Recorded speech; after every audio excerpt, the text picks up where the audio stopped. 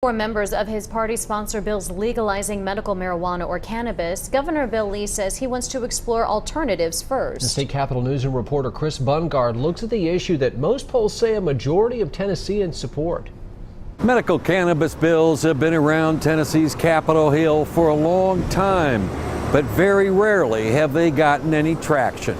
But things change, and if that sometimes change is a good thing. Tennessee State Senator Janice Bowling once polished her conservative, rural Republican credentials by calling herself a pistol-packing mama, so it raised a few eyebrows, including her own, when she stood with another conservative Republican as sponsor of a bill legalizing medical cannabis or marijuana. If I told you a year ago, talking about my view to legalize medical cannabis, I would have said probably something other than the script says, but I would say you out of your mind. The senator said it was constituents clamoring for pain relief and looking into research that changed her mind, but Republican Governor Bill Lee distanced himself from medical cannabis on the campaign trail and reiterated Friday what he would like to do first instead of legalizing medical cannabis. I think what we ought to do is expand the use of low THC CBD oils and look first to alternative treatments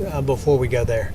Two doctors who double as Republican state lawmakers also have proposed a bill with a catchy name, the Trump Act. Tennesseans responsibly using medicinal plants drew attention, but at its heart, both doctors have long held that medical cannabis can help ease dependence on opioids. If there is one constant about medical cannabis up here, it seems that support is increasing.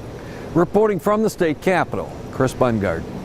It is possible the two cannabis bills could be combined as they make their way through the Tennessee committee system.